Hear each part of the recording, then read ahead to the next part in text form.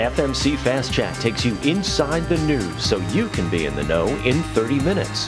Hosted by Fair Media Council CEO and Executive Director Jaci Clement, Fast Chat features notables in news, media, and business.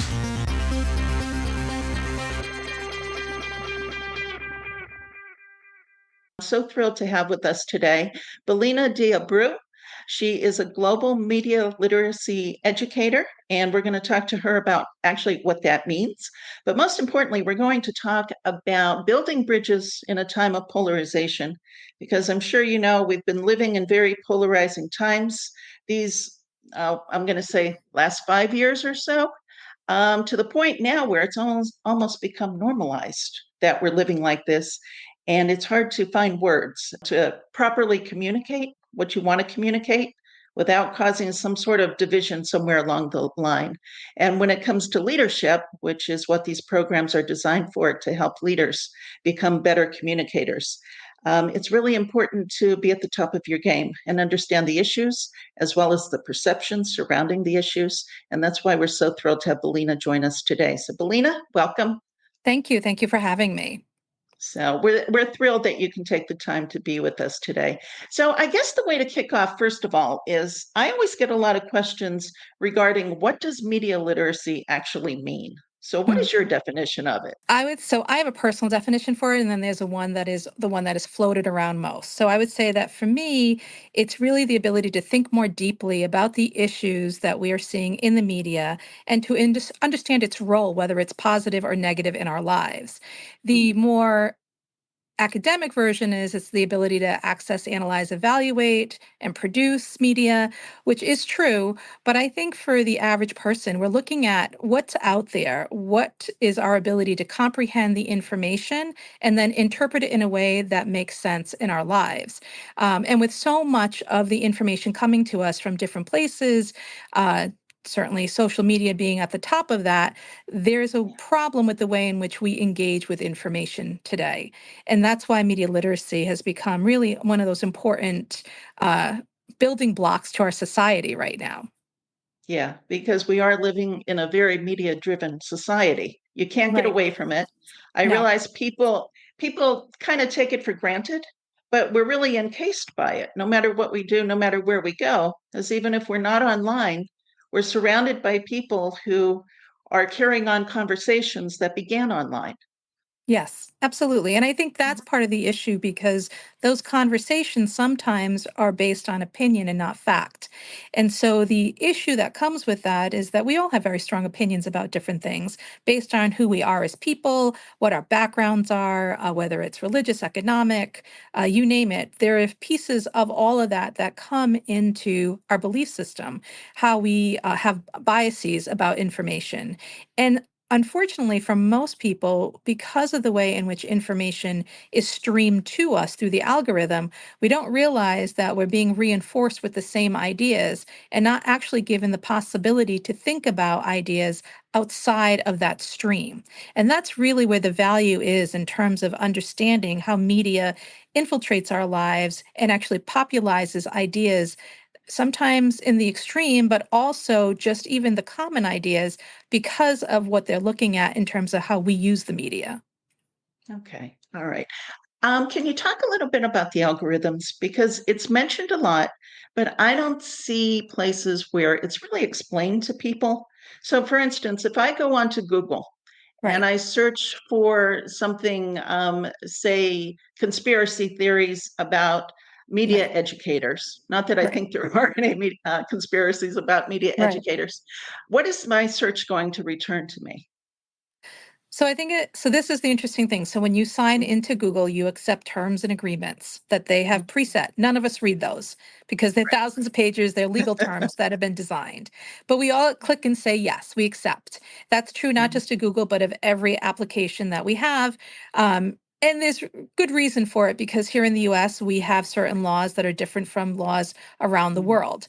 With that, though, it means that we've allowed them to follow our search patterns, the way in which we look for information. So let's say you are predisposed to looking at more information that's in the conspiracy theme realm, right? Or you're Yeah. someone who is into a specific way of looking at politics or, health issues, whatever it may be. You're looking at it from a certain vantage point. Then the algorithm starts to follow your pattern. And then in turn, it starts to filter information to you in a specific way, just based on your search.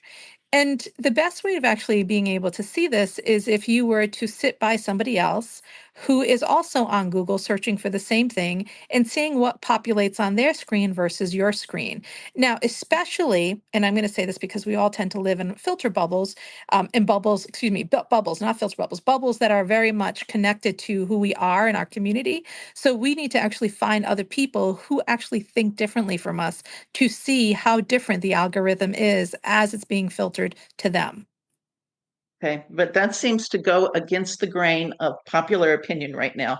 Isn't it more that we're living in a time where we want to be surrounded by people who are in the same bubble as us? We all want to think the same and feel comfortable like we're sharing the same experience. Sure, absolutely. But that's part of the problem, right? Is that Okay. if we're having that shared experience, then we don't always think about what the other person in the room who isn't having that shared experience is dealing with or living with or perceiving about the world. I think that's one of the problems that we're seeing across not just the country, but around the world is the reason why we are polarized is literally because we are willing to stay in those bubbles just because of what you said. They are comfortable. But that doesn't mean that it gives us a wider lens to the world. It also doesn't mean that we're getting the best or most accurate information because people who are experiencing something different from us aren't living in our footsteps, aren't living in our lives. And it doesn't even matter, even if I were to take two states like Connecticut and New York, or, North Carolina and California. Just Yeah. the fact that you live in those states means that you're having different experiences in and of itself because of politics, because of the community you live in, because of what's happening around you. And I think that actually is part of why the issues with the media have kind of increased. We tend to see media that's driven by a more popular theme of the day, whatever it Yeah. happens to be. And so then that complicates the issues because it's not relative to the people who are in these communities. Okay. All right. If I'm hearing you correctly, and please correct me if I am in any way wrong or off track Sure. here, it sounds like this problem began with the whole idea of the search engine optimization and keywords and media outlets really trying to hone in on that feature of the internet to drive more clicks. So is Right. that where polarization actually began, or am I wrong? I don't think that's a bad way to think of how it started. I think there's a lot more, it's more complicated than Yeah. that. I think that it's an easier way of looking at it just from the world that we see right now, especially if you're someone who just tunes in, goes onto the internet and looks for information. But there's already been other things in play for quite a long time. There's a lot of historical pieces to the puzzle, and there's a lot about voices that are not heard in the media. And that has been probably the most frequent issue. So that when all of a sudden a big problem starts to arise, whatever it may be, voices that have been minimized are all of a sudden taking center stage. And the media is trying to catch up to what that happens to be. And so in part, yes, that's true. I think that's probably an oversimplification because of all the other issues that have come up because of what's happening around the world. We're missing a historical lens to problems. We really are. Mhm. And I don't, I talk to different people who will say, well, that's been going on for 50 years. Some people will say it's been going on since the 90s. I think there's been a trajectory of events that have led us to some of the places that we're at, but technology has made it speed up. It now is in your space 24/7, and we aren't able to walk away from it in the same way, nor do we want to. Okay. Well, what's interesting though is when this started way back when the internet was kicking off, it was really touted to be the great leveler so Right, that everyone can have a voice, and if you felt disenfranchised from news media, especially mainstream news media, this would be the place where you could go to share your opinion and be right, heard. right. So what happened? I think money. I would say I think it was Okay. monetized in a way that Yeah. makes, certain, streams go up higher and other things go lower.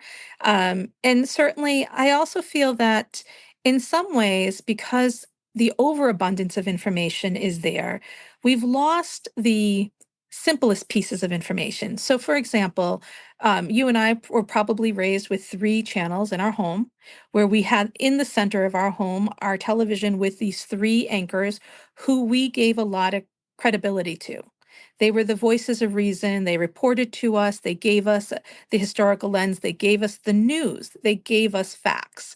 Now there's so much information that the distrust starts to become who is the one that you value? What is the source that you value most?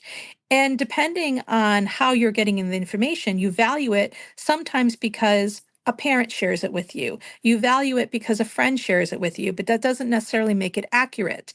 Uh, we watch our 24-hour news cycle now that has become very much about opinion makers, that is sort of taken away from that importance of why that factual piece of information is so necessary to the way in which we conceive the world.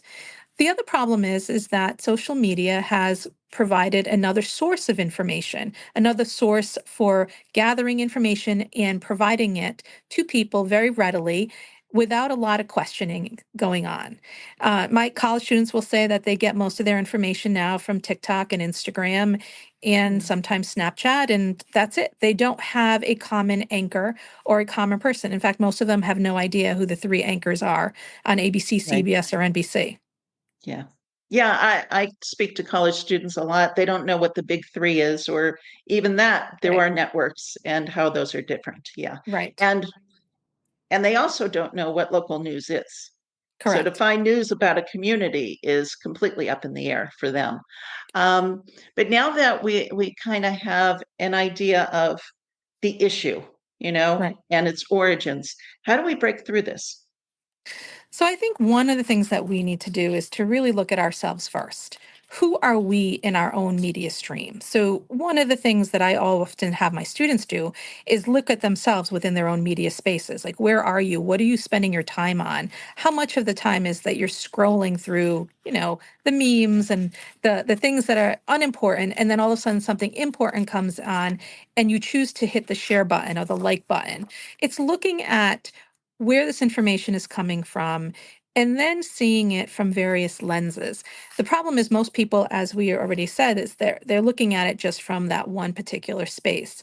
I know that over time, we have lost certain pieces, like the newspaper, which used to be a foundational part of our communities, has dwindled quite a bit. And even though we do have newspapers online, they're struggling and the paywall is there. So even if you're interested in something, sometimes you're only reading the headline because you're not paying to get the article. So that adds another problem because sometimes the headlines are misinforming us as well, because they're there to get your attention and attract you, but not necessarily inform you about all the pieces to the story.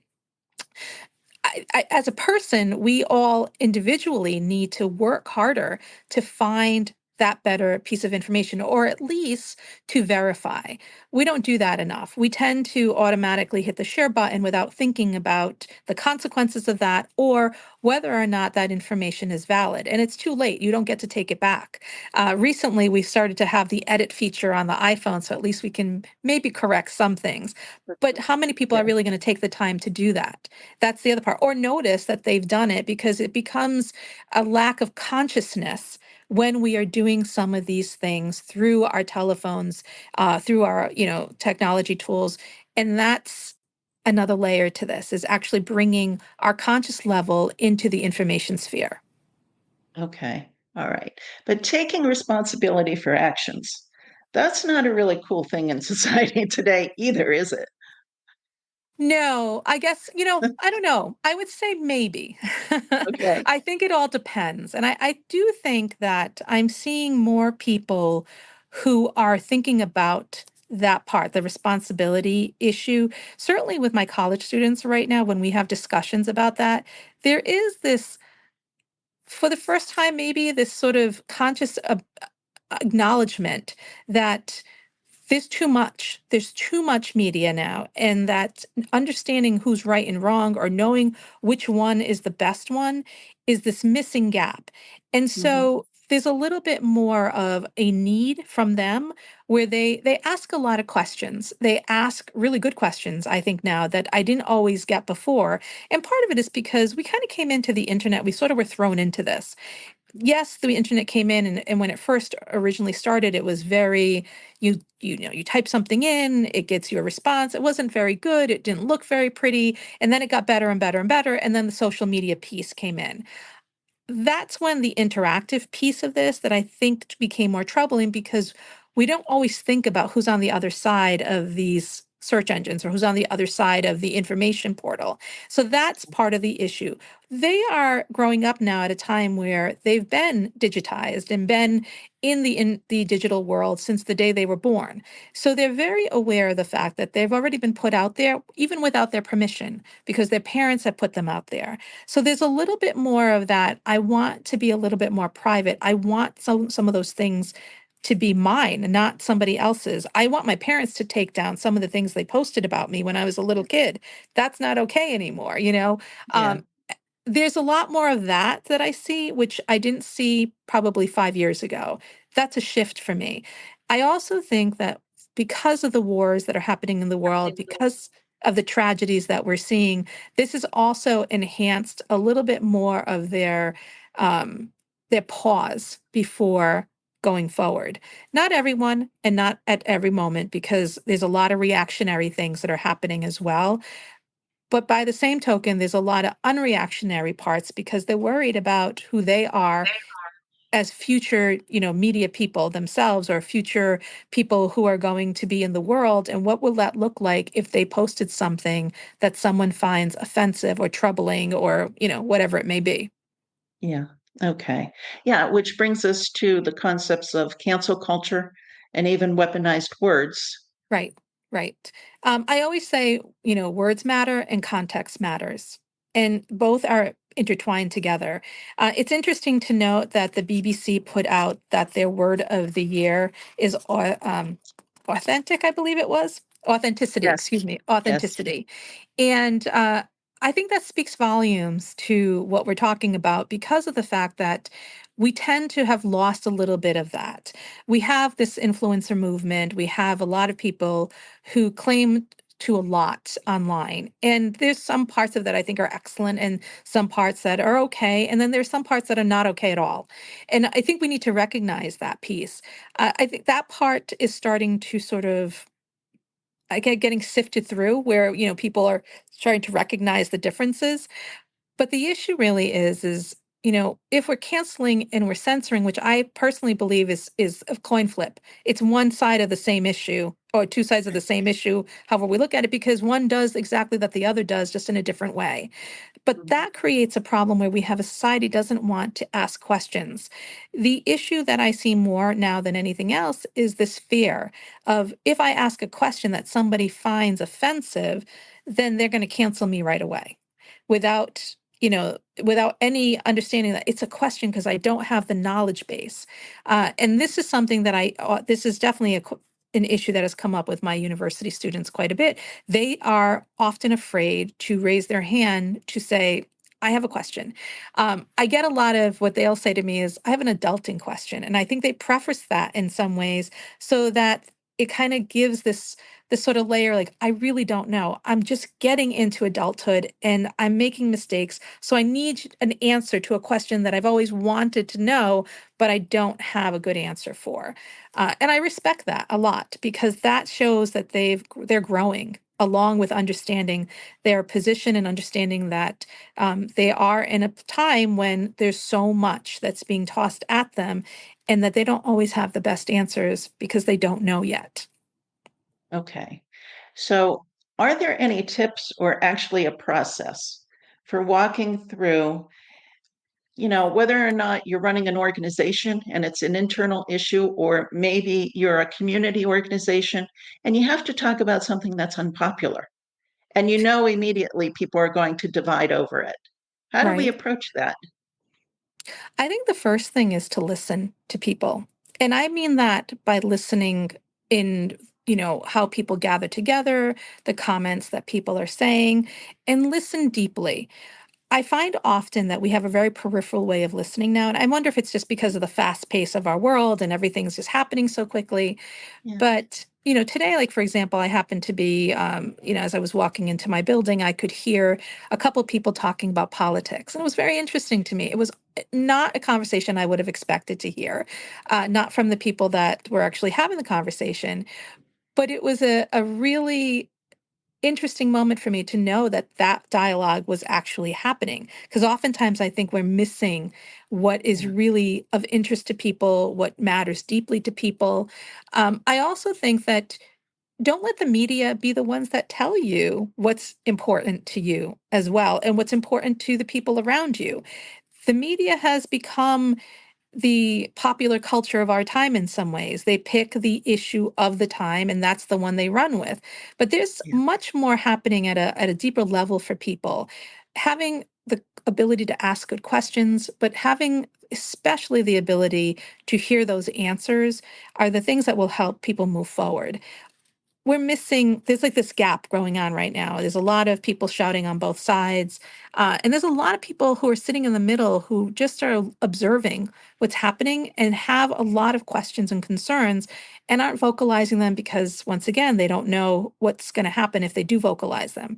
But they are speaking still. And even in that silence, I think it's a spoken word of, there is a concern here. Yeah. Yeah. One of the tips we often give out for people to navigate the news Hmm. is to prioritize news first and then turn to sources of Sure, opinion, sure. because it's so easy for those opinionated voices for you to listen to and say, oh, yeah, I believe that too. But it's easy for me to believe it because I don't know any conflicting information and I'm not Right. thinking for myself. I'll just add to that, Jackie, that one of the things that I actually tell people to sort of hone in on this listening piece is to listen to the news. Don't watch it, because watching it, not that there's nothing wrong with watching it, but watching it does take away some of your ability to hear what people are saying, the nuances of the words, especially at a time when there's so much happening in the world. It is often better to hear it on the radio, to listen to the story because it resonates differently with people, and you take it in differently. I've become very much someone who I listen to all the news because it's part of my job. And I listen to it from, NPR to overseas to Canada Talks to BBC America to CNN to Fox, you name it, all across. Right. And when you listen to it in that way, you actually are able to pick up what's the actual meat of the story and then all the issues surrounded by it based on who's telling the story. Yeah. Yeah. And that's another great tip, too, which is don't rely on just one or two news outlets, Right, right? right, Because right. you really want that diversity. And step outside of the US, because one of the things Yeah. that I find most troubling is that we don't understand how we're being represented outside of the US and which stories are being picked up about us that tell the world who they perceive us to be, which is also not based on reality. I do a lot of work with governments overseas and other places, and often I'm amazed at the perception of what an American is versus the reality. And Mm. same, I guess, I could be said about me going into other countries, but I actually expect it. Whereas on the other side, I don't think we always expect that people have a perception of us. One of the interesting things about US media today is the fact that, and this is a quote that I saw on Medium, so I'd love to take credit for it, but I can't, is that the truth lies behind firewalls, but the lies Mhm. can roam the internet for free. I love that. Who said this? Medium? I have to It was find that. written on Medium, and I saw it, and it has stuck in my mind because of the consequences of the firewall and the idea that by having to pay for news, you create a have and have not situation. 100%. Yeah, 100%.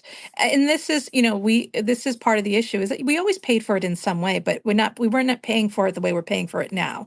You used yeah, to pay, 50 cents to get a newspaper, a dollar, maybe a dollar 25, but now to get through the paywall, it's a yearly subscription no matter what. And it is what it is. Um, But it's interesting that you're saying that because, there's a lot of discussions going on about streaming services. We are paying an astronomical amount for streaming services where we used to all have cable and we all got out of Right. cable because streaming was supposed to be better. But now we're doing the same thing, is that we're actually limiting our viewership because we're picking and choosing. And so we don't actually have this expansive view of the world again. I wish I had a better trajectory of where we were going with this. What I will say is that, we are in this AI piece, right? Where generative AI is coming out. Yeah. And that's a concern for me. And we need to have conversations about ethics and how that's going to permeate the way we see our infosphere. And we haven't had those. We've had a few things, we've had some hearings. We have a lot of hearings, but not a lot necessarily gets done after those hearings that really impact what we're thinking about, or what people are worried about. Today, for example, there was an article about college students using AI to produce their college essay, and Yeah. that's creating problems now for people who are trying to get into college because they're able to detect what's an AI and what's not. But the fact that people are going in that route also says something. Why are we going in that route? What is it about that is actually pushing people to go in there? What's the leveling that we're looking at in terms of our society? I also think that we're heading into an election year. This is concerning, and we haven't addressed these issues, and more information is going to be coming out. More and more is going to be happening. So I want people to really think about what it is that they want AI to have in terms of their life. Like, what is the role that it should have, so that they understand that this isn't something that's going to stop, but we need to consider what that impact is going to be, not just now, but forevermore. Yeah. And one of the growing issues that I've seen is it's kind of old school now to talk about fake news. Yes, When we see AI coming at us so fast down the pike now, but it used to be maybe you read an article that was or wasn't fake news, but everyone started to call it fake news just because they right. didn't believe in it. With AI now we can actually experience things that never happened. Yes. Right. We can. Exactly. I think the VR piece of that is really interesting. Um, but I still think that it also begs the question is, where's the humanity piece? Who are we as humans in that role? And are we saying that, is the AI surpassing humanity, that the need for that interpersonal relationship, for the bonding, for those things to happen. And that's where I think some of it is worrisome. The New York Times had done this piece early last year when OpenAI came out, and they were questioning the chat about what its role was, and they gave it free rein. And by the end of the article, the AI was basically telling the journalist that it was in love with him and not his wife. And it took on a role that was unexpected, and Yeah. unexpected to the journalists, unexpected to the people who produced it. So are we thinking of consequences? That's really one of those questions that we need to address. If it produces this amazing aspect to our world, what are we losing along with it? Because every step in technology has done that. The iPad, great tool, has definitely given us quite a bit, but it's a touch screen. So the manipulatives of our hands are not used in the same way. What are we not using as much? The pencil. Is our writing better or worse? Probably Right. worse for most people. Like, so when you start to put in so much more, what are we taking away? Yeah. And I think what I'm hearing you say, if I listen to this entire conversation, is, for so long, especially for those of us that were among the first to use the digital world Hmm. as a world, Right. that we're moving away from it being a place for either fake influence or just a place where I can be someone else online. Because a lot of us in the early beginning, everyone needed to be somebody different online for whatever reason. Maybe you Right. were trying to get more likes or more friends or whatever.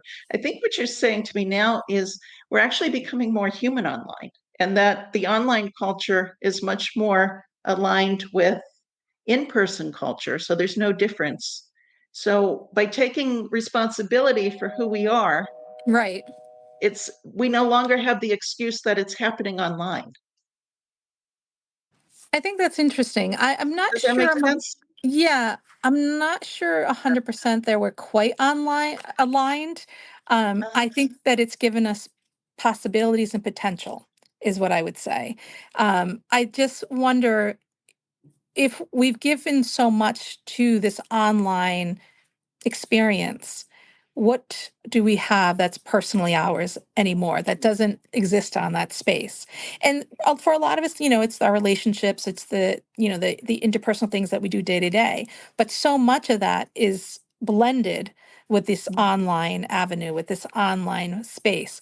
And so I think it's important for us to define it, to find balance for ourselves, and to figure out what it is that we actually want, not just for who we are as individuals, not just as individuals in workspaces or individuals in communities, but individuals as a future society and a community. What does that lead? Yeah, but I like the idea of a more humanized online world, I do too. that you keep coming back to, and understanding consequences and just being better Right. humans, whether you're online or off. Yeah. I mean, that would be, I think, the ideal world for us. I also hope, we don't have any laws in place really in the United States for many of the things that are happening online. Very different from the EU, which very much has some pretty stringent laws, and keeps moving forward with that in a way that I think we really need to consider in terms of what's happening here and what we see happening in the US. There's been little pockets of things. I know that we've certainly have seen some congressional hearings about it. It hasn't defined anything. When Frances Hogden had done her congressional hearing a couple years ago and talking about the consequences of the images in Instagram, I really expected at that point, because of how much effect it had on youth, that we would have seen some magnifying changes, and we didn't. So I know things are slow and everything takes time, and every time we're in a political cycle, that also adds another spin to this. But I do hope that we are actually stepping into a point where we're recognizing, especially with generative AI, that we need to be in a space where we understand the consequences and actions of what that will be now and in the future. The Fair Media Council is a 501c3 nonprofit organization advocating for quality news and working to create a media-savvy society. For more information about the Fair Media Council and upcoming Fast Chat shows, check out fairmediacouncil.org.